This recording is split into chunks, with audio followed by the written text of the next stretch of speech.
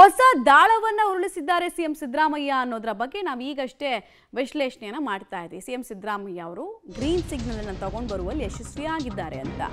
ಈ ದಾಳಕ್ಕೆ ಸಂಬಂಧಪಟ್ಟಂತೆ ರಾಜಕೀಯ ವಲಯದಲ್ಲಿ ಏನು ಚರ್ಚೆ ಆಗ್ತಿದೆ ಅನ್ನೋದನ್ನ ಈಗ ನೋಡೋಣ ನಾವು.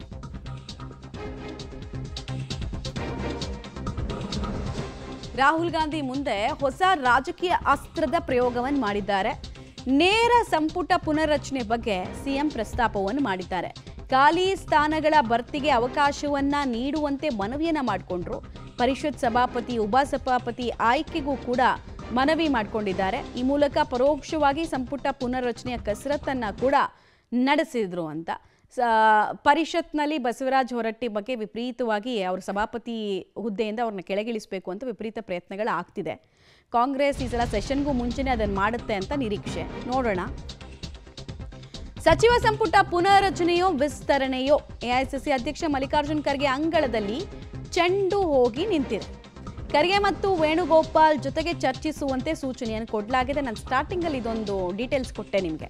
ಸಿಎಂ ಸಿದ್ದರಾಮಯ್ಯಗೆ ಸೂಚನೆಯನ್ನ ರಾಹುಲ್ ಗಾಂಧಿ ಅವರು ಕೊಟ್ಟಿದ್ದಾರೆ. ಸೋಮವಾರ ಖರ್ಗೆ ಅವರನ್ನ ಸಿಎಂ ಸಿದ್ದರಾಮಯ್ಯ ಭೇಟಿ ಆಗ್ತಾರೆ.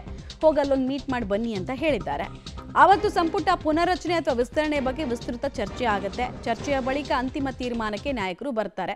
ನೋಡಿ, ಸಂಪುಟ ವಿಸ್ತರಣೆ ಸಾಧ್ಯತೆ ತೀರಾ ಕಡಿಮೆ. ಈ ಕ್ಯಾಬಿನೆಟ್ ಕೈ ಹಾಕ್ತೀವಿ ಅಂತಂದ್ರೆ ವಿಸ್ತರಣೆ ಮಾಡೋದಕ್ಕೆ ಏನಿದೆ? 2-3 ಸ್ಥಾನಕ್ಕೆ ಏನು ತುಂಬಿಸ್ಕೊಳ್ತಾರಾ?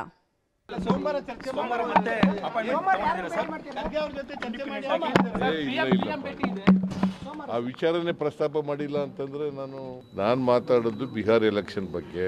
ಪ್ರೈಮ್ ಮಿನಿಸ್ಟರ್ ಅಪಾಯಿಂಟ್ಮೆಂಟ್ ಕೊಟ್ಟವರು ಅದಕ್ಕೆ ಗೊತ್ತಾಯ್ತು. ನಮ್ಮ ಪ್ರೆಸಿಡೆಂಟ್ ಯಾವಾಗ ಇವತ್ತೇ ಭೇಟಿ ಆಗ್ಬೋದು, ನಾಳೆನೂ ಭೇಟಿ ಆಗ್ಬೋದು, ನಾಳಿದ್ದು ಭೇಟಿ ಆಗ್ಬೋದು. ನಾನು ಬಂದಾಗೆಲ್ಲ ಭೇಟಿ ಆಗ್ತೀನಿ.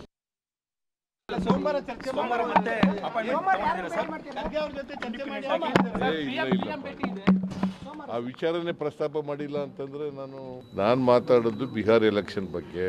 ಪ್ರೈಮ್ ಮಿನಿಸ್ಟರ್ ಅಪಾಯಿಂಟ್ಮೆಂಟ್ ಕೊಟ್ಟವರು ಅದಕ್ಕೆ ಗೊತ್ತಾಯ್ತು. ನಮ್ಮ ಪ್ರೆಸಿಡೆಂಟ್ ಯಾವಾಗ ಇವತ್ತೇ ಭೇಟಿ ಆಗ್ಬೋದು, ನಾಳೆ